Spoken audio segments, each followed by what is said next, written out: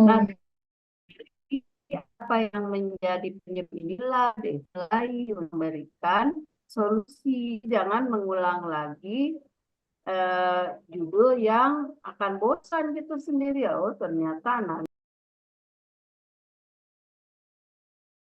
Recording in untuk progress. menurunkan, kalau tidak mungkin menghilangkan, yang menurunkan terjadinya pending claim oleh BPJS. Studi kasus di rumah sakit. oh, iya. Di mana ini nomor satu ini? Gimana? Di mana kejadiannya ini? Lokasinya? Oh, lokasi saya, Bu. Mhm. Di rumah sakit Nirmasuri Sukoharjo, Jawa Tengah. Nanti studi kualitatif untuk rumah sakit Sukoharjonya di bawahnya dia sebagai anak judul. Jadi Bu Desi akan lebih bermanfaat apabila membantu rumah sakitnya untuk memberikan solusi. Oh, iya. Ada pending claim, jelas. Orang lain juga sama. Orang lain ternyata diekspos lah. Ini dua penelitian ini penyebabnya adalah umpama rekam medisnya tidak jelas. Iya. Kesmik timnya, kesmik atau apanya tidak produktif. 3, 4 mungkin terlalu tergesa-gesa atau tarif-tarif yang ditetapkan rumah sakit terlalu tinggi sehingga sangat dirasakan untuk di. Nah, itu anggap sebagai masukan awal bahwa problemnya itu sekitar itu. Akan Hmm. sampai bunyinya dimanapun kalau BPS itu. Oh, iya. Ada kata optimis, tapi mungkin sama dengan yang terjadi di tempat Bu Desi. Iya. Kalau ingin lebih tegas, Ibu bisa lakukan juga wawancara atau sedikit studi pendahuluan. Di situ langsung dulunya adalah strategi manajerial untuk meminimalisir kasus pending klaim oleh BPJS. Studi tetapi di Sukoharjo, bagus nanti judulnya. Jadi memberikan solusi. Bagaimana Bu Desi masih muda lah, masih energik, pasti bisa. Iya, berarti kita berfokus pada mencarikan solusi gitu. Ya, kalau saya akan menggiring tesis itu, bantu lembaganya untuk keluar dari problem. Oh, iya, baik. Sekedar motret-motret kan bisa penelitian survei biasa. Iya, Ya, gitu ya. Berarti iya. perkuat di apa itu pending claim, bagaimana mungkin nanti kualitatifnya dan Ibu buat pertanyaan penelitiannya. Kalau strategi manajerial untuk meminimalkan kasus pending, berarti manajerial khusus untuk kaitannya antara rumah sakit dengan BPJS. Dengan Mungkin BPJS. setelah dicari strategi manajerial untuk kasus tadi, mungkin kepada penataan dalam administrasinya, ya mungkin kepada tim kesmiknya, mungkin apa ya betul-betul mengarah ke BPJS. Oh, iya. Ya, ya. Saya Untuk rasa sangat banyak materi yang bisa dibantu, membantu. Terima iya. kasih, Bu Dian. Iya, baik. Terima kasih banyak Ibu atas masukannya. Ibu Desi, ini hati-hati juga terkait pending claim sudah mulai banyak ya. Jadi Ibu harus punya perbedaan nih dengan penelitian lainnya. Eh, entah tadi ada bahasa penambahan verifikasi dokumen ya, nanti mungkin dimunculkan juga. Jadi tidak hanya pending claim karena sudah banyak. Jadi ada mungkin satu variabel lagi yang ditonjolkan ya, walaupun terkait pending claim. Lalu juga tidak ada tujuan umum khusus ya, langsung saja nanti disesuaikan. Pertanyaan juga tidak satu pertanyaan, nanti disesuaikan dengan variabel Iya, yang baik. dokter ambil ya. Baik, terima kasih. Selanjutnya atas nama Ibu Runada Zahidah Rahmatiani 11C sudah siap, Dok? Sudah siap, Dok. Ya, silahkan share screen dengan judul proposal tesis gambaran efisiensi pelayanan rawat inap berdasarkan teori Barber-Johnson di Rumah Sakit Jakarta Medical Center. Waktu presentasi 5 menit, dipersilahkan.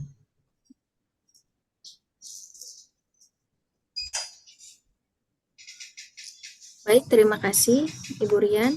Mohon izin mempresentasikan mengenai proposal tesis gambaran efisiensi pelayanan rawat inap berdasarkan teori Barber-Johnson di Rumah Sakit Jakarta Medical Center.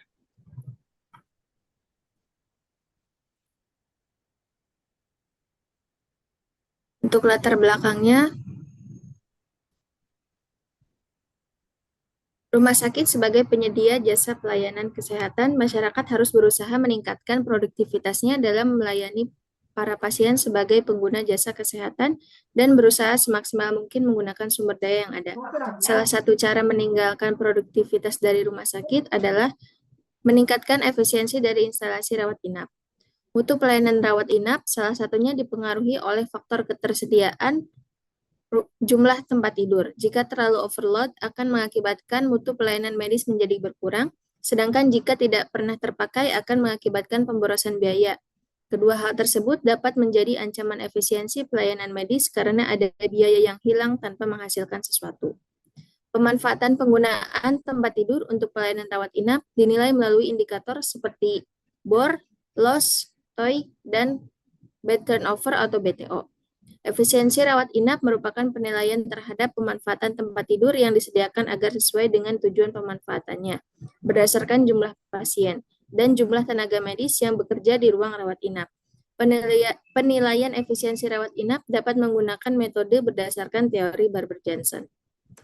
Teori yang dibuat oleh Barber-Johnson merumuskan dan memadukan 4 parameter, yaitu bor, loss, TOI, dan BTO.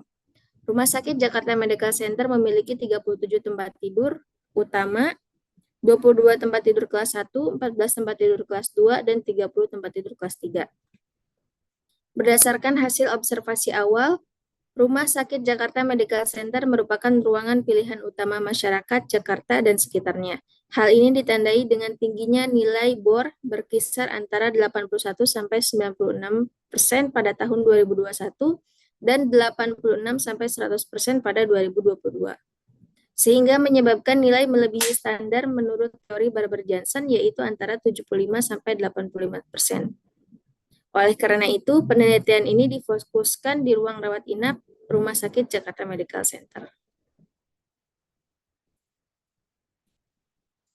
Selanjutnya adalah rumusan masalah. Berdasarkan hasil dari studi pendahuluan, terdapat beberapa indikator yang belum memenuhi standar Barber-Johnson. Pada triwulan 1 sampai dengan 4 tahun 2002, turnover interval pada triwulan 1 dengan nilai 0,22 hari, pada triwulan 2 dengan 0,25 hari, dan triwulan 4 0,5 hari. Lalu untuk bornya, triwulan 1 dengan nilai 94,17%, pada triwulan 2 dengan nilai 93,13%, pada triwulan 3 dengan nilai 69,02%, dan pada triwulan 4 dengan nilai 86,64%. Pada tahun 2023, ruang rawat inap Rumah Sakit Jakarta Medical Center belum melakukan perhitungan efisiensi pelayanan rawat inap pada triwulan 1 sampai dengan triwulan 4 dengan menggunakan perhitungan teori Barber-Johnson.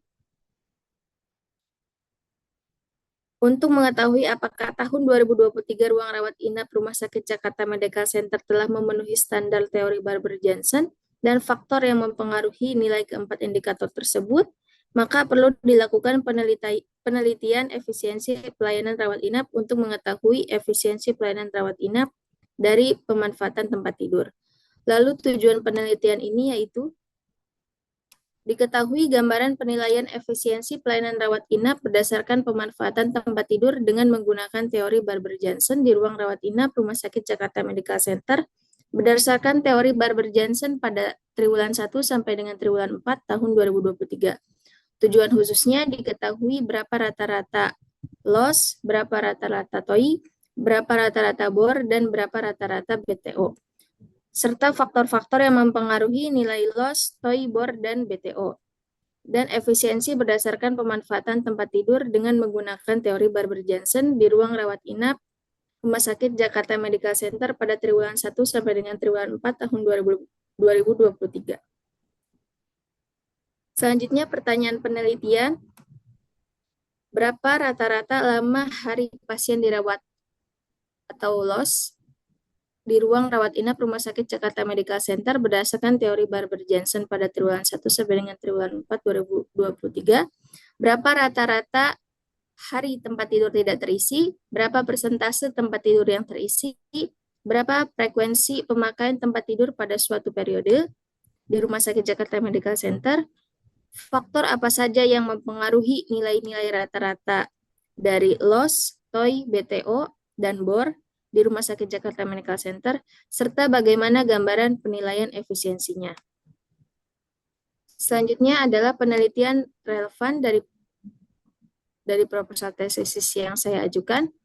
Berdasarkan penelitian Rohman dan kawan-kawan tahun 2018, titik pertemuan keempat parameter grafik Barber-Jensen di rumah sakit pada tahun 2016 lebih mendekat pada daerah efisien pada tahun 2017, menjauhi dari efisien. Hasil perhitungan yang dilakukan penelitian titik koordinat BTO yaitu 5353, sedangkan tahun 2017 yaitu 5151. Pada gambar grafik Barber-Jensen tersebut, diketahui bahwa titik BTO melebihi dari hasil perhitungan yang dilakukan oleh peneliti, sehingga gambar grafik Barber-Jensen tidak bertemu dalam satu titik. Faktor yang menyebabkan dari tidak efisiensinya penggunaan tempat tidur di rumah sakit dikarenakan adanya pasien dirujuk, pasien pulang atas permintaan sendiri, pasien meninggal kurang atau lebih dari 48 jam, letak atau lokasi keberadaan rumah sakit, promosi, kurangnya sarana dan fasilitas, serta kurangnya pemerataan tempat tidur. Lalu penelitian yang kedua adalah berdasarkan Wirajaya dan Tunas tahun 2023, nilai BOR secara keseluruhan dari tahun 2019 sampai dengan 2021 menunjukkan efisien.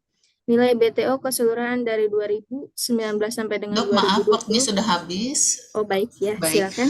Dipersilakan kepada Ibu Dr. Erliani untuk memberikan masukan. Terima kasih. Bu, ke atas dulu ya. Walaupun saya susah membacanya karena panjang-panjang. Bu Katrun, Iya, Bu. dipanggilnya apa? Bu Nada? Iya, betul. Bu Nada ya. Eh, ini maaf yang pertama, teori Barber-Jones itu hal yang baru bukan nih? Oh, sudah lama, Bu. Berarti rumah sakit lain juga menggunakan ini. Iya, betul, Bu. Nah, kalau ini sudah lama, mungkin tidak perlu disajikan di judul. Oh, baik, Bu. Jadi begini, kalau ada teori tertentu yang digunakan di rumah sakit menggunakan teori A, nah Ibu coba dengan teori B, yang sama sekali belum.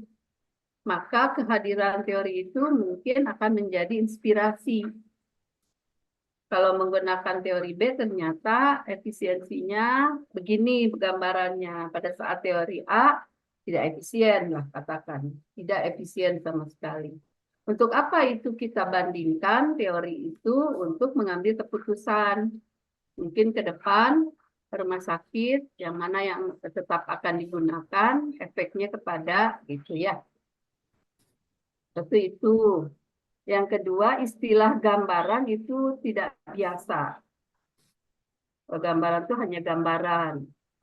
Lantas yang ketiganya, problemnya memang ini harus di rumah sakit tersebut belum pernah dihitung efisiensinya. Belum. Untuk tahun 2023 belum, Bu. Belum. Ya. Tapi tahun-tahun sebelumnya sudah. Sudah. Gambarannya seperti apa nih? Untuk tahun 2021 overload, Bu. Overload. Ya. Dua-dua? Sama overload juga, Bu. Berarti 23 akan sama. Mungkin, Bu, karena belum dihitung. Pada Ya. saat Bu Nada nanti menghitung, ternyata rumah sakit juga menghitung. Misalkan, untuk apa kita hitung? Kalau hanya sekedar menghitung. Nah, sekarang kalau Bu Nada mungkin menghitungnya gampang tidak? Karena ini kalau menurut saya hanya praktek matematika. Ya. Ya, betul, Bu. Kalau hanya praktek matematika, Ibu hitung di atas kertas, itu tidak perlu jadi tesis. Kalaupun mau jadi tesis, Yang overload itu yang kita perbaiki, Neng. Ya, baik. Nah, misalkan pun Bun Ada nih baik hati, 2023 belum, mungkin terlambat karena satu alasan, Ibu tetap hitungkan, ternyata 3 tahun berturut-turut overload, Ibu buatkan judul untuk memperbaiki yang overload. Jadi mengevaluasi sisi efektivitas, apa Bu judulnya tuh Bu? Efisiensi ya. Jadi mengevaluasi tingkat efisiensi rawat inap yang selalu overload. Kenapa gitu? Beda ya, Bu Nada ya. Kalau Ya, yang baik. sekarang Ibu mau lakukan kan cuma menghitungkan. Produknya bisa jadi sama saja dengan 2022, 2021. Overload. Berarti ada something wrong di situ. Ya. Apakah Ibu mau bertanya kenapa sih selalu overload? Apa yang kurang? Nah, Ibu evaluasi. Menilai ketidakefisiensiannya. Itu faktor penyebabnya.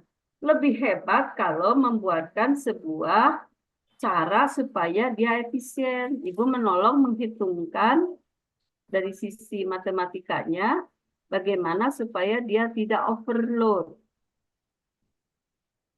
Bun Ada senang matematika enggak? Alhamdulillah, Bu. Nah, itu kan modal. Kalau Ibu senang menghitung otak-atik dari sisi rasio, ya perhitungan matematikanya, walaupun Ibu seorang dokter, misalkan, ya akan mudah bagi Ibu. Berapa sih standar supaya tidak overload? Ibu buatkan, itu jasanya bagus sekali, Bu. Ini 3 tahun berturut-turut overload. Katakanlah, Ibu males deh ngitung yang 2023. Atau menurut Ibu gampang sekali menghitungnya. Ya sudah hitung.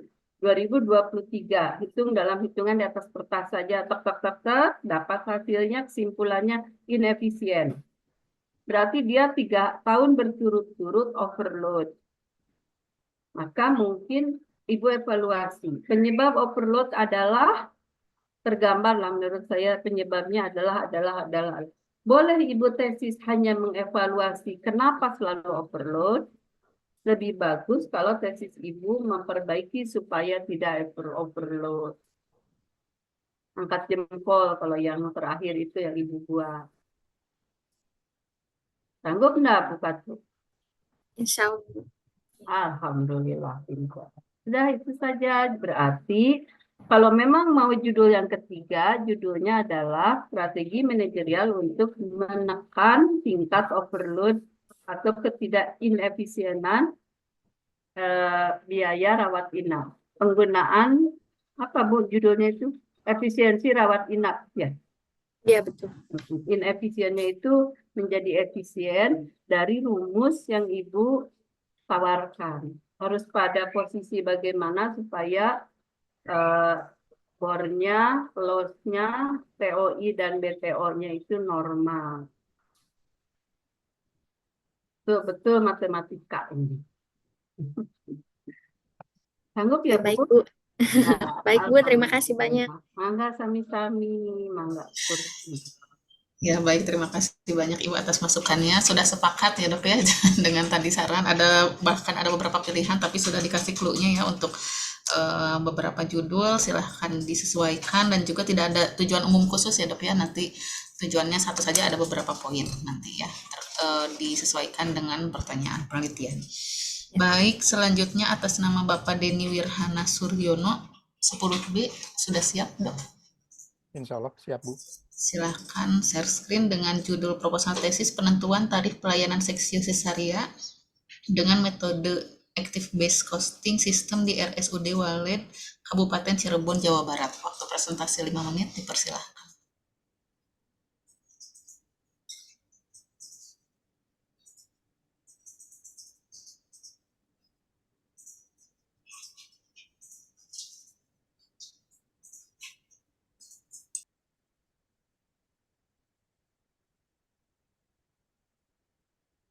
Mungkin terlihat Bu di layar. Sudah Dok, silahkan. Baik, mangga. Diperbesar dulu. Iya, enggak. Sebentar, Bu.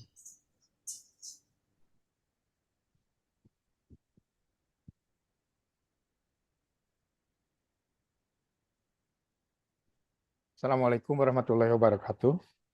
Yang terhormat Ibu Erliani Soda dan Ibu Dr. Rian. Dan pada rekan-rekan yang mengikuti melalui Zoom pada sidang proposal tesis pada siang hari ini, izinkan kami membawakan sebuah proposal tesis dengan judul penentuan tarif pelayanan seksi sesaria dengan metode activity based costing system di RSUD Walet Kabupaten Cirebon. Sebagai latar belakang, Rumah Sakit Walet pada tahun 2020 itu ditentukan sebagai tahun 2000 itu ditentukan sebagai rumah sakit dengan pengelolaan BLUD.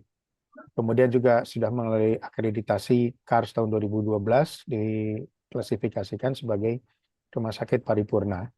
Kemudian juga ditentukan sebagai rumah sakit pendidikan utama melalui Kemenkes tahun 2019 dan akreditasi STARKES tahun 2022 sebagai lulus tingkat paripurna.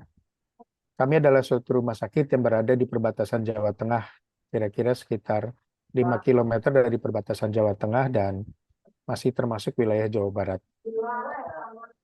Ada suatu pengelolaan di internal rumah sakit sebagaimana sebuah kebijakan nasional di dalam jaminan kesehatan nasional, yaitu bagaimana mengatur pola pembayaran yang dikelola oleh rumah sakit, di mana JKN adalah suatu mekanisme pengelolaan klaim atau pembayaran pelayanan melalui inasi bijis. Kemudian rumah sakit mengalami perubahan besar dalam sistem pelayanan dan pembiayaan kesehatan. Juga kemudian di dalam JKN tersebut juga ditentukan mengenai sistem rujukan yang melalui berjenjang dan regionalisasi. Jadi terdapat lebih ketat lagi mengenai seleksi pelayanan primer yang akan dirujuk kepada pelayanan kesehatan rujukan. Tentu saja perubahan sistem pembayaran yang sebelumnya fee for service menjadi sistem pembayaran prospective payment system dengan menggunakan tarif inasi bijis itu adalah menjadi suatu dilema sendiri dalam pengelolaan keuangan di suatu rumah sakit. Pada referensi Vika Edia tahun 2017 kita dapati ternyata permasalahannya adalah adanya selisih negatif yang melibatkan tindakan medis operatif. Antara lain adalah pada seksio sesaria. Sebagaimana kita ketahui bahwa rumah sakit adalah fokus kepada pelanggan. Melalui suatu proses pembuatan biaya yang secara akurat dan rasional, pelanggan atau konsumen tentu saja akan merasa puas apabila memperoleh produk dan jasa yang sesuai dengan harapannya. Kemudian activity based costing adalah satu pendekatan penentuan biaya produk yang membebankan biaya produk atau jasa berdasarkan sumber daya yang disebabkan karena aktivitas. Activity based costing pembuanan biaya overhead didasarkan pada aktivitas yang mengkonsumsi sumber daya, kemudian dikonversikan menjadi base-nya aktivitas. Sebagai rumusan masalah adalah bagaimana penentuan tarif pelayanan seksio sesaria dengan metode activity based costing system di RSUD Walet Kabupaten Cirebon, Jawa Barat. Tujuan penelitian adalah menentukan tarif pelayanan seksio sesaria dengan metode activity based costing system di Rumah Sakit Walet Kabupaten Cirebon, Jawa Barat. Pertanyaan penelitian, bagaimana menentukan tarif pelayanan seksio sesaria dengan metode activity based costing sistem di RSUD Walet Kabupaten Cirebon, Jawa Barat? Kami ambil berdasarkan referensi dan dari beberapa penelitian bahwa kita ketahui rumah sakit adalah suatu institusi pelayanan kesehatan yang base dasar pelayanan kesehatannya perorangan dengan sifat paripurna, yaitu pelayanannya berupa rawat inap, rawat jalan, dan gawat darurat. Sedangkan rumah sakit sendiri mempunyai 3 pengembangan, yaitu bagaimana meningkatkan cost efektif tanpa mengurangi kualitas layanan. Kemudian memiliki aliran data dan informasi yang membantu dalam pengoptimalan sumber daya, serta menciptakan pilihan baru dalam peningkatan kualitas layanan. Ini yang sekarang sedang kami lakukan untuk upaya ke depan. Kemudian biaya produk yang dihasilkan memberikan informasi biaya produk yang terdistorsi. Dok, maaf, Akhirnya ini menjadi bisa sebuah... di-skip saja? Karena Baik, Bu. waktu di-skip saja. Baik. Terima kasih. Lanjut saja ya. Ya, baik. Ini mungkin sebagai dummy table, Bu. untuk penjelasan nanti ke depan. Terima kasih. Baik, terima kasih. Dipersilakan kepada Ibu Dr. Erliani untuk memberikan masukan. Pak Denny jangan di close dulu. Oh ya, maaf. Denny judulnya apa? Maaf Bu, sebentar Bu. Denny orang Cirebon. Iya Bu, maaf. Mungkin bisa Judul terlihat di saja, layar Pak. Bu. Judul. Iya. Pertanyaan pertama, Pak. Iya Eh, Bu. ABC sistem ini belum digunakan di RSUD Walet. Baik, izin saya menjawab Bu. Kami masih mempergunakan sistem tradisional Bu. Hmm. Seiring dengan perubahan kebijakan JKN pada tahun 2019 dan kebijakan pemerintah daerah, akan ada perubahan tarif yang baru, Bu. Nah, ini kami bagian dari kajian ilmiah yang kami sampaikan kepada manajemen terkait dengan tindakan. Oke. Dan novelty yang baru dari yang kami lakukan kajian ilmiah dibandingkan penelitian yang lain adalah adanya komponen pendidikan, Bu. Karena kami sudah ditunjuk sebagai rumah sakit pendidikan. Terima Ya. kasih, Bu. Kalau itu menjadi sebuah problemnya berarti pelayanan dan pendidikan, Bapak itu angkat, Pak. Tapi karena Baik, ini section sesar saja, ya berarti hanya di problem ini saja. Tarifnya kan hanya tarif di pelayanan seksio sesarea, ya, iya. tidak semua. Berarti kekhasan sesar ini tuh yang melahirkan, Pak? Betul, Bu. Ya, Ini adalah tindakan melahirkan dengan cara bedah, ya. tapi ada komponen pelayanan dan ada komponen pendidikan untuk Oh. pendidikan spesialisnya, Bu. Oh ya, kalau dia pun mungkin seksosesaria ini juga dua mata pedang gitu ya, Iya, Bu. diangkat sebagai sebuah problem yang mungkin membuat tarif pelayanannya jadi lebih mahal karena ada dua kepentingan ya Pak. Betul, Bu. Nah, angkat itu sebagai problem di latar belakang masalah. Jadi Baik. problemnya adalah RSUD ini RSUD yang bagaimana memiliki banyak layanan, diantaranya mungkin layanan aspek kebidanan, ginekolo ya, Ya, Bu. dan dandannya banyak dan sesuai dengan mungkin peraturan SK nomor sekian khusus untuk bedah seksosesaria ini diarahkan pada dua sasaran. Dan dengan dua sasaran itu sebetulnya kan tarif itu sudah tidak lagi bisa mempertahankan model Yang lama. lama. Nah, model lama, tapi harus dibuatkan yang baru. Kebetulan mungkin walaupun orang lain sudah lebih dulu ya di Walet ini belum pernah atau belum dicoba dengan model yang baru, Bapak membuatkan aktiviti based costing sebagai alternatif. Nah, mengapa aktiviti ABC ini yang ditawarkan? Karena di dalamnya ada fleksibilitas dalam menghitung untuk dua kepentingan tadi gitu Pak. Jadi Betul. pemilihan terhadap ini itu harus ada alasannya. Ya. Baik, Bu. Baik. Dan apa yang Bapak akan cari Pak setelah tadi panjang lebar bicara tentang mutu bukan tarif pelayanan atau mungkin kondisi rumah sakit dulu, lantas kondisi bagian bedah kandungan, baru masuk ke seksio cesaria dan sekarang ada dua kepentingan, itu ujungnya memang judul ini mungkin tidak perlu diperbaiki, hanya Baik. di rumusan masalahnya Pak, maaf Rumusan Mas. Baik, Bu. ya. Sudah langsung kepada rumusan masalah, Pak. Ya, baik, Bu.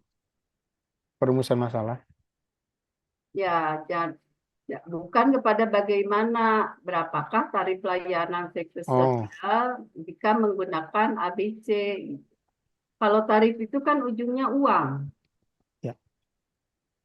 Dan dia akan hanya satu unit uang atau berefek juga kepada unit-unit muatan uang yang lain? Kalau yang saya inginkan atau dari yang penelitian ini cuma satu, Bu. Oh, cuma Ada komponen, ya. Tapi itu kalau mencakup pelayanan dan pendidikan gitu. ya kalau dulu mungkin sekali bedah menurut gosip yang saya dengar itu kalau di swasta 60 juta, sekarang harus berapa gitu ya Pak? Kalau di swasta kan begitu Pak. Sesar itu sekarang kayak jadi sasaran empuk para dokter di Polri ya di Bandung. Jadi bedahnya itu harus siap 60 juta Bu katanya. Mungkin bukan di RSUD ya, di Ya. rumah sakit swasta. Nah sekarang harus berapa? Yang paling logis aman dari sana sini. Berarti berapakah tarif pelayanan seksesorian jika menggunakan activity based costing? Baik, Bu. Nah, di bawah rumusan, Pak, lebih baik pertanyaan penelitian. Oh iya, pertanyaan Jangan penelitian. mengulang-ulang lagi bahasa yang sama di breakdown, Pak. Pada saat menentukan tarif menggunakan ABC ini, langkah menghitungnya apa saja? Ya. Apa hafal tidak secara teoritik? Ada menghitung biaya langsung dan tidak langsung, Bu. Ya, hanya itu. Kemudian ada biaya overhead.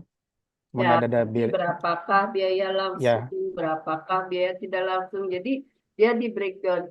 Supaya tesis ini tidak nampak terlalu sederhana, baik. Bapak harus bisa berinspirasi ya atau memikirkan hal-hal yang membuat dia lebih lebih hidup Pak si Baik. tesisnya itu. Apakah nanti akan dibedakan efek beda terhadap begitu ya? Bisa saja ya itu hanya sekedar ide. Baik. Karena sebetulnya Pak kalau sekedar menghitung ABC dari yang bukan ABC kan tidak perlu tesis Pak. Nah, kalau mau misalkan dengan apakah akan ada kesulitan tidak dengan activity based costing ini kepada hal-hal di luar biaya ya. Mungkin akan makin sedikitnya orang yang bersedia di sesar misalnya. Tapi itu just kasus saja. Jadi kalaupun mau ini rumusan masalahnya berapakah tarif pelayanan dan pertanyaan penelitiannya membreakdown. Lanjut Pak. Nah ini tidak boleh begini. Lebih baik si tarif pelayanan itu dijabarkan. Apakah langkah-langkahnya? Mula-mula menentukan biaya langsung, kedua biaya tidak langsung, terus sampai ujungnya rumusnya muncul berapa. Ya. Baik, Bu. Dan kalau pertanyaan ini relatif juga atau judul ini relatif sederhana, berarti Bapak bisa menunjukkan bagusnya penelitian ini pada saat pembahasan dan rekomendasi. Agar tidak menjadi problem di kemudian hari karena makin mahal, apa sih rekomendasi yang mungkin Bapak bisa sarankan kepada pihak mana agar apa? Baik. Ya, jadi ada feeling pada saat membuat kuantitatif harus ada, kalau saya lihatnya harus ada strategi kepintaran dalam mengolah dan memainkan data. Kalau dalam kualitatif ada feel, rasa yang masuk dan membuat itu menjadi kalau sajian makanan itu kelihatan enaknya, kelihatan manfaatnya, kelihatan bagusnya gitu.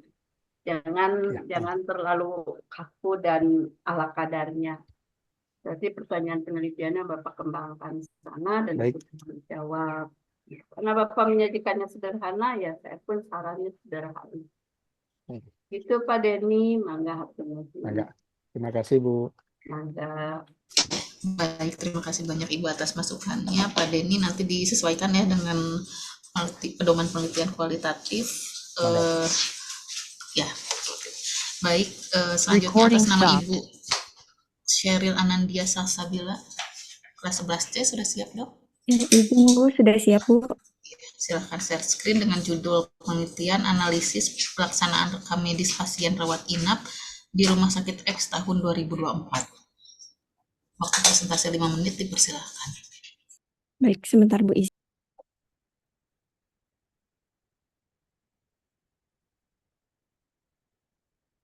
Recording in progress.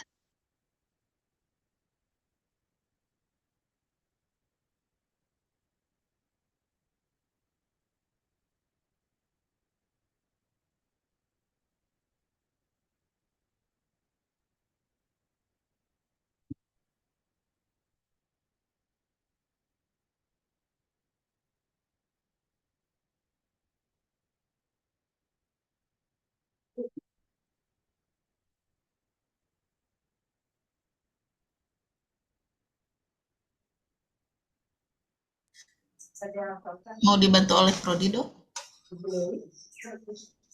Sebentar Dok, izin. Bentar. Ya. Saya kirimkan aja mungkin Dok ya untuk Ya, PPT-nya Dok, izin. ya.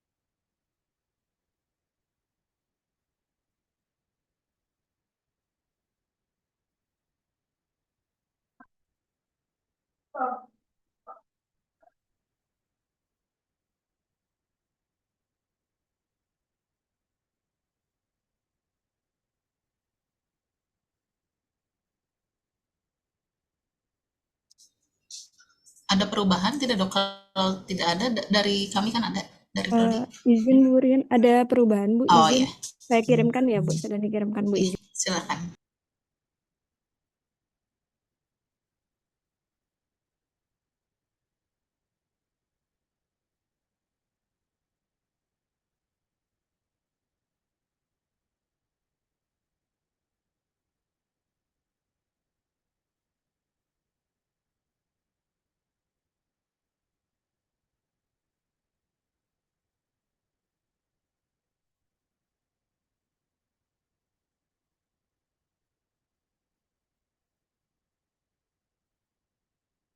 Bu Ena dulu mungkin, Bu Rian. Baik, izin Dr. Sheryl untuk Ibu Ena dulu. Oh, Ibu Ena sudah siap? Bu Ena Marlena 10A, silahkan share screen dengan judul proposal peran manajemen sumber daya manusia dalam meningkatkan produktivitas kerja pegawai Departemen Tenant Relation dalam pelayanan tenan apartemen Avenue of Residence Jakarta Selatan. Waktu presentasi 5 menit dipersilahkan. Ibu apakah sudah muncul, Bu? Maaf. Sudah, Bu, silahkan. Baik. Assalamualaikum warahmatullahi wabarakatuh. Selamat pagi Ibu Dr. Erliani Syaudi dan Ibu Dr. Rian, serta rekan-rekan mahasiswa lain. Perkenalkan, nama saya Ena Marlena. Hari ini saya ingin memaparkan judul proposal tentang peran manajemen sumber daya manusia dalam meningkatkan produktivitas kerja pegawai Departemen Tenant Relation dan pelayanan penghuni apartemen Avenue Base and Residence. Untuk latar belakang masalah, di sini ada harapan dan kenyataan. Yang pertama, untuk harapan itu ada pegawai yang memiliki keterampilan atau keahlian dalam berkomunikasi yang baik. Kemudian yang kedua, dapat menyelesaikan masalah atau menghandle keluhan yang baik. Kemudian yang ketiga itu memberikan pelayanan sesuai standar perusahaan yang bergerak di bidang jasa. Untuk kenyataannya, yang pertama itu kurangnya keterampilan dalam berkomunikasi. Kemudian yang kedua, latar belakang pegawai pendidikan tidak sesuai dengan kualifikasi perusahaan. Kemudian yang ketiga, kurangnya pelatihan atau training. Untuk rumusan masalah dan tujuan penelitiannya, yang pertama itu bagaimana manajemen dan pemetaan SDM di Departemen Tenant Relation dan pelayanan penghuni apartemen Avenue Base and Residence. Yang kedua, bagaimana mutu kompetensi pegawai di di Departemen Tenant Relation dan Pelayanan Penghuni Apartemen Lavenue Office and Resident. Yang ketiga, bagaimana proses perencanaan SDM di Departemen Tenant Relation dan Pelayanan Penghuni Apartemen Lavenue Office and Resident. Yang keempat, itu bagaimana penyelenggaraan pelatihan dan pengembangan SDM di Departemen Tenant Relation dan Pelayanan Penghuni Apartemen Lavenue Office and Resident. Untuk tujuannya sendiri, itu tujuannya ingin dicapai peneliti dalam penelitian ini adalah dapat menjelaskan secara objektif penerapan manajemen sumber daya manusia di Departemen Tenant Relation dan Pelayanan Penghuni Apartemen Lavenue Office and Resident, yaitu terkait dengan manajemen dan pemetaan SDM. Yang kedua, mutu kompetensi pegawai. Yang ketiga, perencanaan sumber daya manusia. Yang keempat, pelatihan dan pengembangan SDM. Untuk kajian teori produktivitas kerjanya, itu ada 5. Yang pertama, manajemen SDM. Yang kedua, tugas manajemen SDM. Kemudian yang ketiga, kompetensi yang harus dimiliki pegawai. Yang keempat, produktivitas kerja dan faktor-faktor yang mempengaruhi. Kemudian yang kelima, tantangan MSDM.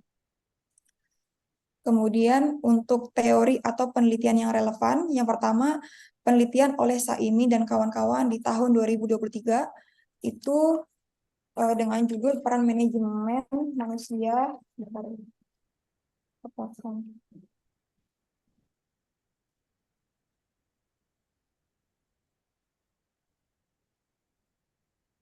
Yang pertama, untuk penelitian oleh Saimi dan kawan-kawan di tahun 2023 dengan judul Peran Manajemen Sumber Daya Manusia dalam Meningkatkan Produktivitas Kerja Karyawan di Era Digitalisasi. Tujuan dari penelitian ini yaitu untuk mengetahui peran manajemen sumber daya manusia dalam meningkatkan produktivitas kerja karyawan di era digitalisasi.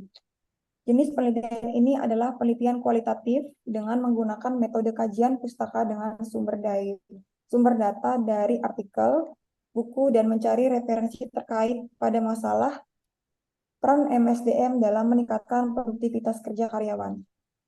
Hasil penelitian ini adalah sumber daya manusia merupakan aset yang sangat penting bagi suatu perusahaan dalam mendukung pencapaian tujuan perusahaan, sehingga karyawan melalui pelatihan dan pengembangan. Selain itu, memberikan kompensasi pada karyawan berupa bayaran, uang, atau berupa barang sebagai imbalan jasa mereka selama bekerja di perusahaan. Perusahaan dapat memberikan apresiasi seperti reward atau penghargaan dan karyawannya yang telah bekerja semaksimal mungkin demi kemajuan perusahaan. Kemudian yang kedua, penelitian oleh Naba Fahlan Yakub dan kawan-kawan di tahun 2024 dengan judul Peran Manajemen Sumber Daya Manusia Strategik Terhadap Keberlangsungan Perusahaan. Tujuan dari penelitian ini yaitu menghasilkan perusahaan yang mampu bertahan, bertumbuh, berkembang, dan menciptakan lingkungan organisasi yang positif. Metode penelitian ini yaitu deskriptif, kualitatif, menggunakan literatur review. Kesimpulan yang diperoleh dari penelitian ini adalah manajemen sumber daya manusia strategik memiliki peran terhadap keberlangsungan perusahaan dengan dimulai dari proses penerimaan karyawan, pengaruh internal, serta pengaruh eksternal terhadap karyawan tersebut. Untuk metode penelitian dan pengumpulan data, yang pertama, penelitian ini menggunakan pendekatan penelitian kualitatif. Kemudian yang kedua, teknik pengumpulan datanya yaitu triangulasi data, melakukan observasi, wawancara, dan dokumentasi. Kemudian yang terakhir, teknik analisis data melalui observasi, penyajian data, dan penarikan kesimpulan. Demikian presentasi dari saya. Mohon arahan dan masukan, Ibu. Terima kasih. Baik, terima kasih. Persilakan kepada Ibu Dr. Erliani untuk memberikan masukan. Terima kasih Bu Ena dari judul. Sebetulnya problemnya apa ini, Neng?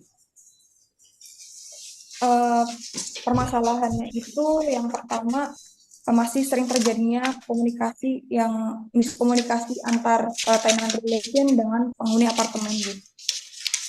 Kalau komunikasi berarti keterampilan sosial dalam bentuk kemampuan berkomunikasi buruk gitu ya. Yang keduanya tadi kompetensi. Ya, yang ketiganya jarang ada pelatihan. 3 kenyataan ini bukan merupakan indikator produktivitas, Bu Eno. Kalau Ibu mau lebih kepada produktivitas kerja, maka di latar belakangnya sajikan ketidakproduktifan. Misalkan dikatakan produktif kalau satu hari dapat satu layanan, menggolkan satu nasabah. Ya, karena ini kan jual jasa ya. Nah, atau mungkin dapat keuntungan sekian rupiah. Itu dikatakan produktif. Misalkan ukuran produktif pelayanan jasa di tempat bekerja Ibu itu apa?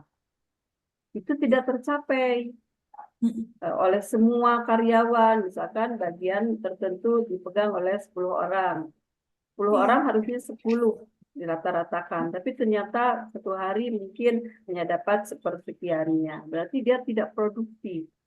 Iya. Nah, jadi konsisten dengan istilah produktif. Kalau memang judulnya sekian. Kalau mau bermain di kalau mau bermain di wilayah problem seperti ini, dan Bu Ena mungkin agak concern kepada keterampilan dalam berkomunikasi, berarti apalagi kurangnya pelatihan di bidang jasa, dan ini sangat penting. Berarti sudah fokusnya berarti kepada bagaimana meningkatkan communication skill melalui model training. Berarti rombak total nih ya. Ibu hanya membuat enak berpikir kepada hal-hal yang alternatif. Berarti bagaimana model training yang pas untuk meningkatkan keterampilan berkomunikasi khususnya pada jasa komunikasi yang bergerak dalam bidang jasa pelayanan atau jasa jual beli rumah atau apartemen misalkan. Ya, ahlinya sih yang akhirnya bukan komunikasi biasa, tapi yang siap menjadi penjual jasa.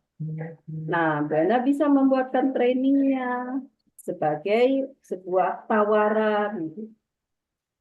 Nah, model trainingnya harus seperti ini. Berarti Ibu harus banyak menggali training-training yang sukses untuk membuat para pemasar ini jadi jago dalam berkomunikasi secara lisan atau tertulis. Komunikasi kan ada dua. Banyak hal. Nah, kalau memang dianggap tidak produktif, berarti judulnya, latar belakangnya jangan ke arah ini. Tapi kepada ketidakproduktifan. Ada target, tidak tercapai. Yang kedua, maaf judulnya, Neng. Kata peran itu sudah tidak lagi digunakan. Kalau mau kuantitatif berarti harus pengaruh. Tapi pengaruh manajemen SDM ini terlalu luas, Bu Ena. Kalau pengaruh harus kepada suatu yang mudah diukur. Misalkan ya, pengaruh kompetensi dan kompensasi terhadap tingkat produktivitas kerja karyawan. Berarti Ena melihat bagaimana kemampuannya dan bagaimana uang salary yang diberikannya berefek tidak kepada produktivitas. Yang gajinya gede, apakah lebih produktif atau tidak. Kalau sama saja hasilnya berarti tidak berpengaruh tuh gitu ya. Itu minimal dua variabel. Jadi hindarkan yang keduanya kata yang terlalu luas. Karena MSDM ini luas, apalagi dikaitkan dalam waktu dengan metode kuantitatif. Nah, yang ketiganya dalam judul penghuni apartemen ini usahakan judulnya singkat, kalau bisa hanya 15 kata. Kalau lokasi terpaksa harus tetap ditampilkan dengan panjang, buatlah di anak judul saja, En. Baik, Bu. Sekarang saya mau tanya dari ilustrasi tadi, mau pilih yang mana? Karena masih kelihatannya enak sibuk, jadi masih pindah frekuensinya belum tertata ininya proposalnya. Iya, tadinya tuh saya kenapa mengambil judul ini, Bu? karena saya sudah melihat bahwa dari penelitian sebelumnya itu sudah melakukan penelitian, tapi namun hanya berbeda judul dan lokusnya saja. Jadi saya pengen tahu gitu, pengen mengetahui seberapa produktivitas peran manajemen terhadap Departemen Tenant Relation. Kebetulan kan saya bekerja di sini sebagai Tenant Relation juga, jadi saya pengen mengetahui itu seberapa Tenant relation-nya itu di sini dalam meningkatkan produktivitasnya. Jadi kalau dari judul ini, dari kacamata judul penelitian, bukan tenannya, tapi ininya yang jadi problem. itu Tenant Relation-nya. Kalau tenant relation itu apa? Tenant relation itu ini Bu, kita yang berhubungan dengan penghuni apartemen. Jadi yang menjembatani antara building manajemen dan penghuni apartemen. Jadi ketika ada keluhan ke Lebih baik relation, keterampilan bicara saja komunikasi, iya, bagaimana model pelatihan. Kalau itu memang rendah, sehingga tenant relation itu seringkali merasa masbul, tidak merasa cocok dengan apa yang diinginkan. Bagaimana mungkin para mediator ini menjadi profesional pada bidangnya pada saat dia berhubungan dengan tenant relation, itu menjadi lebih mudah. Berarti kalau itu yang menjadi masalah adalah mungkin diantaranya judulnya model pelatihan keterampilan sosial karyawan ini untuk meningkat dalam ini keterampilan sosial dalam berhubungan dengan tenant relation-nya khusus. Jadi model pelatihan tenant relation, model pelatihan untuk meningkatkan keterampilan komunikasi dengan tenant relation. Ya, jadi betul-betul ke arah tenant relation. Tenant relation itu kita ubah menjadi bahasa biasa bisa? Bisa Bu. Penghuni. Tenant relation itu sebenarnya itu nama departemennya sih Bu. Kalau begitu ya sudah saja untuk model pelatihan di Departemen Tenant Relation. Ya, nggak usah ke semua karyawan. Baik Bu. Mungkin itu lebih pas. Jadi Bu Ena membuatkan model pelatihan untuk meningkatkan keterampilan sosial, keterampilan berkomunikasi khusus di Departemen Tenant Relation, Levanu, Office dan Residen Jakarta. Ya.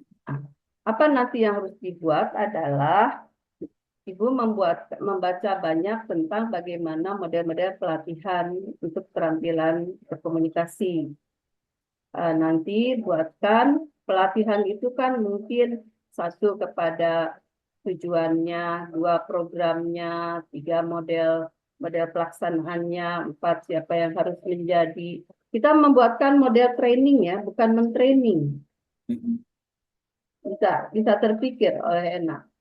Ya Bu, model training. Ya, seperti kita kalau dilatih, misalkan bagaimana mengembangkan emosional vintage, kecerdasan emosi. Ternyata harus begini, harus begitu. Tapi ini lebih sebagai tawaran. Nanti oleh perusahaannya disetujui, ayo kita coba nih produknya Bu Ena. Kalau Bu Ena sudah punya training itu mau diuji cobakan dulu, bagus. Ya, kalaupun tidak mungkin dijadikan model yang paling pas. Dari mana sumber-sumbernya berasal ya kepada orang-orang yang bisa membuat mungkin masukan dari model training yang kita ajukan. Lebih ke arah itu saya berpikir ya, karena ternyata produktivitas tidak kena sama sekali.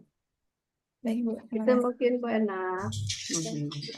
Baik, terima kasih banyak Ibu atas masukannya. Bu Ena, sebelumnya pernah ada pelatihan khusus terkait kepada departemen tersebut? Jarang sih Bu. Nah, berarti kan itu nanti model pelatihannya bisa Bu Ena berikan ini ya, masukan juga buat organisasi tentunya ya. Baik. Ya, untuk Ibu Seril sudah siap? Izin sudah Bu. Waktu presentasi 5 menit.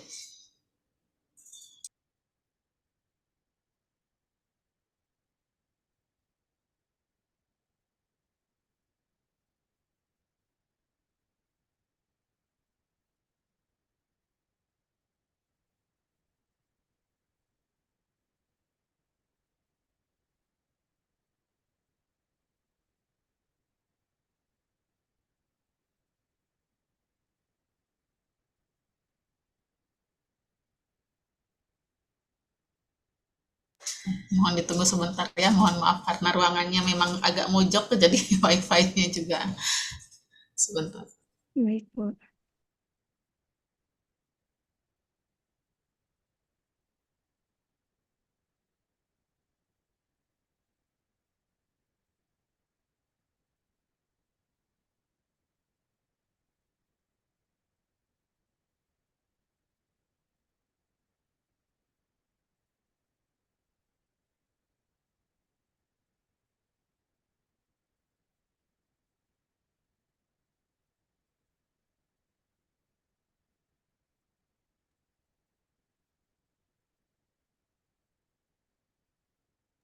Baik, Assalamualaikum warahmatullahi wabarakatuh. Selamat pagi. Sebelumnya mohon maaf atas kendala yang terjadi. Sebelumnya terima kasih banyak kepada Dr. Eliani Saudi MM dan juga Dr. Rian Adriani MM. Di sini saya izin untuk mempresentasikan proposal tesis saya yang berjudul Analisis Pelaksanaan Rekam Medis Pasien Rawat Inap di Rumah Sakit X tahun 2024.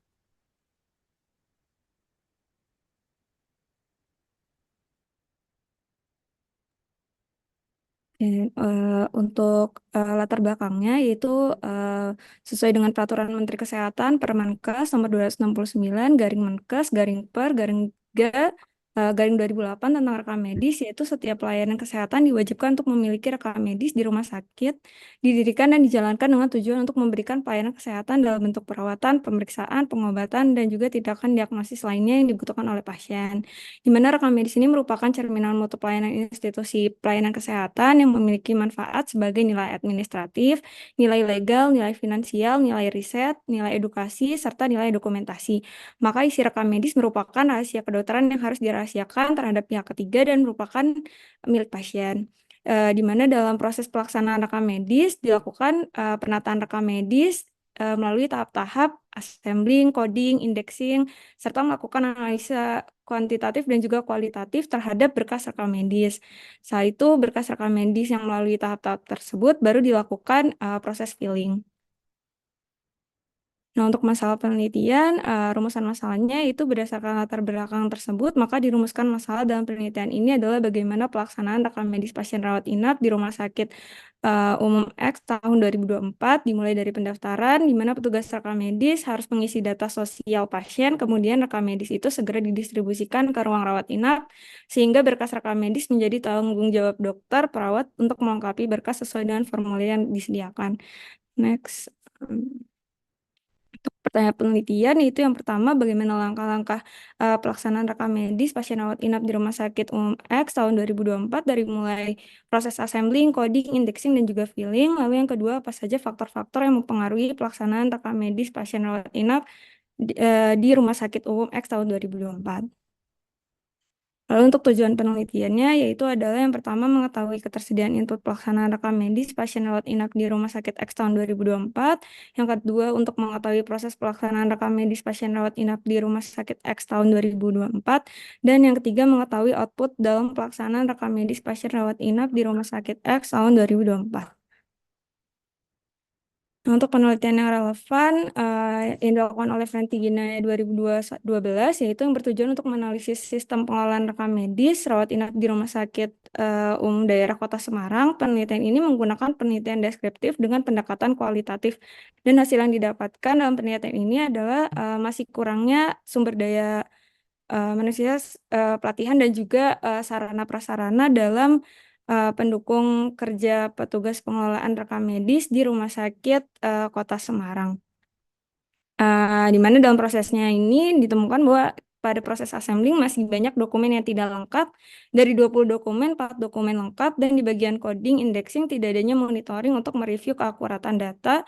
Di bagian filling terdapat misfile dan juga tempat yang belum sesuai standar, sedangkan di bagian analisis SIM-nya itu belum berjalan dengan optimal. Next, lalu ini untuk penelitian relevannya lainnya, yaitu dilakukan oleh Indra tahun 2013 menyebutkan bahwa faktor utama pengisian kelengkapan berkas rekam medis rawat inap diantaranya faktor sumber daya manusia seperti ketidakdisiplinan DPJP dalam pengisian rekam medis, terutama resume medis, perawat lupa mengingatkan dokter dalam mengisi resume medis, dan tanda tangan, dan faktor lainnya juga banyak mempengaruhi kelengkapan faktor status pegawai, masa kerja, perilaku, tugas kalian, dan juga motivasi.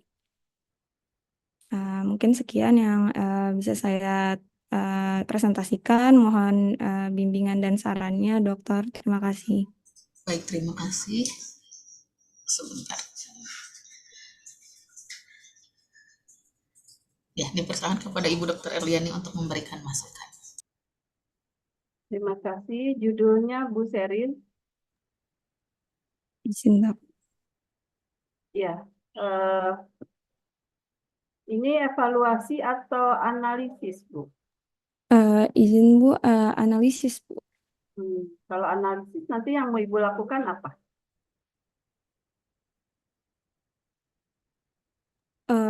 Menilai faktor-faktor yang mempengaruhi dalam pelaksanaan rekam medis ini, Bu, seperti analisis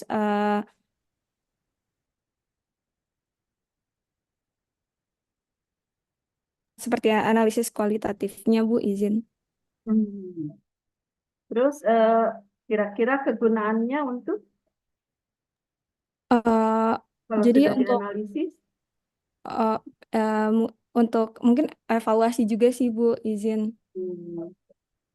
Kalau problemnya ada di kekacauan rekam medis atau apa ini? Ketidaklengkapan rekam medisnya, Bu, izin, Bu Erli. Memang tidak lengkap di sana ya? Iya, betul, Bu. Tidak rumah sakit kota tahun boleh tidak malah Neng. Rumah sakitnya disebut. Baik, Bu. Di Jakarta, Bu, izin. Oh, ini rumah sakit di Jakarta, rumah sakit Anu gitu ya. Baik, Bu. Nah, lantas kalau analisis saya rasa untuk tesis sudah ditinggalkan versi kami ya, versi saya, jadi lebih baik evaluasi. Baik, Bu. Tapi tidak tahu apa ini masih boleh tidak karena rekam medis sudah agak penuh kelihatan judulnya. Problemnya harus memang di situ adanya sedikit ke problematik umpama terjadinya kekacauan data, mungkin tidak teratur, malah kosong sehingga berefek pada keputusan dokter, kerepotan memberikan mungkin advice berikutnya karena rekam medisnya hilang misalnya. Itu yang mungkin harus jadi latar belakang dan sampai hari ini sudah dilaksanakan sekian tahun belum ada kegiatan mengevaluasi. Baik, Bu. Nah, kalau lembaganya rumah sakit tersebut rutin melakukan evaluasi, ya lebih baik kita dari hasil evaluasi itu melangkah ke gitu. Hasil evaluasinya ternyata buruklah untuk hal-hal tertentu. Nah, kita memperbaiki yang buruk tadi. Baik, Bu. Jadi Bu Sherin mungkin perlu di latar belakangnya, maaf, turun ke bawah. Problemnya harus jelas ya, latar belakang.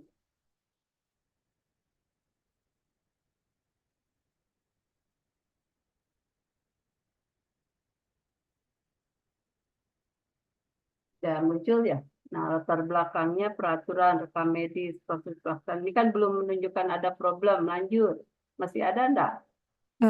Di latar belakangnya ini, Bu, yang saya tampilkan. Enggak ada lagi.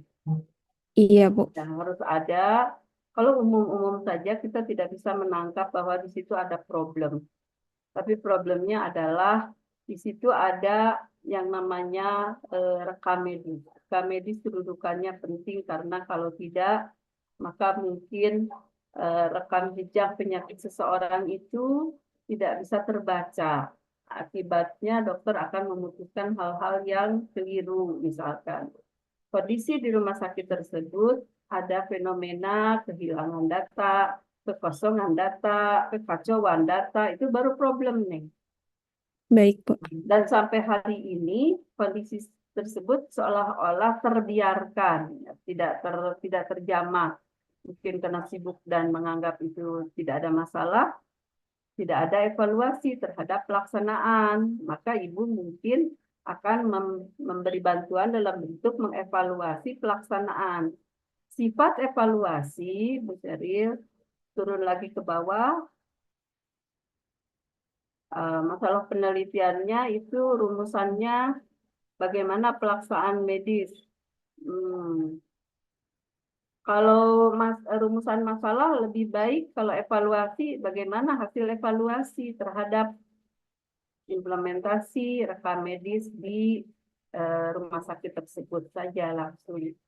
Baik. Jadi kalau sifatnya evaluasi, tunjuk terus ke bawah. Pertanyaannya bukan bagaimana langkah atau apa saja faktor, tapi hal-hal apa yang mau Ibu evaluasi. Dari rekam medis itu namanya evaluasi pasti ada standar. Nah, sudah normal tidak dalam mungkin kecukupan data. 2, normal tidak dalam ketepatan data. 3, normal tidak mungkin kepada benarnya data atau apanya data. Begitu. Jadi semuanya fokus ke rekam medis dan hal-hal yang harus secara normatif ada di dalamnya. Itu evaluasi. Baik, Bu. Ya, jadi tidak kepada langkah-langkah faktor yang mempengaruhi, bukan. Tapi membreakdown istilah evaluasi rekam medis. Dan evaluasi itu, ini ada peraturan, standarnya harus dilaksanakan 10 poin. Nah, kita hanya melihat yang terjadi dengan yang seharusnya, yang mana yang sudah normal, yang mana yang masih perlu ditata, atau yang mana yang belum normal. Maka kita akan menemukan kesimpulannya. Itu ya, pertanyaan penelitiannya jangan kepada hal yang umum lagi, tapi dia Baik, Bu. harus penjabaran dari. Berarti Baik. ini penelitiannya kualitatif. Betul, Bu. Ya, tidak Ya, betul, Bu. kuantitatif. Terima kasih, mungkin itu, kalaupun itu diterima oleh prodinya. Baik, Bu. Mantap. Ya, baik. Terima kasih banyak Ibu atas masukannya, Ibu Sheryl. Ya, kalau dari judul terlihatnya hanya sebagai laporan saja ya, tapi tidak muncul apa permasalahannya apa di situ. Jadi mungkin lebih didetailkan lagi ya. Baik, Bu. Baik. Alhamdulillah Ibu sudah 9 peserta sidang proposal tesis hari ini. Sebelum ditutup, dipersilakan kepada Ibu Dr. Eliani untuk memberikan stimulus. Dipersilakan. Mudah-mudahan stimulusnya tidak membosankan ya Bu Rian. Para dokter yang budiman, alhamdulillah sesibuk apapun para dokter masih bisa membuat proposal. Mohon maaf kalau sebagian besar masih perlu ditata ulang ya. Hal yang mungkin saya masih merasa perlu mengutarakan adalah di khusus hari ini kelihatannya dengan kesibukan dan itulah yang menjadi latar belakang, masih ada kebingungan dalam menyajikan mana yang harus disimpan di latar belakang, mana yang harus menjadi judul, mana yang harus dirumuskan dalam rumusan masalah, terutama pertanyaan penelitian, itu masih perlu diberitahukan ya, Pak Dokter ya. Jangan membuat judul manakala problematiknya tidak jelas. Maksudnya tiba-tiba ada judul padahal di latar belakang problemnya tidak diutarakan. Maka gampang sekali membuat latar belakang masalah pada saat para dokter di awal mengidentifikasi masalah itu saja dulu deh. Di tempat bekerja, kalaupun saya mau menembak mungkin di lembaga tempat kita bekerja, pada diri kita sendiri, ada serentetan problem. Dan di manajemen rumah sakit, kalau mungkin mau dibagi SDM, manajemen keuangan, manajemen marketing, informasi, manajemen dalam logistik, seperti yang mungkin sudah diberikan kepada para dokter, manajemen mutu, itu pasti kalau Bapak breakdown, jadi saya lebih menyarankan yang belum itu duduk, punya sebuah pulpen dan buku, coba renungkan dari sisi manajemen sumber daya, apa sih problemnya, sebutkan. Dari manajemen keuangan, apa begitu. Mungkin akan terkumpul berpuluh-puluh problem.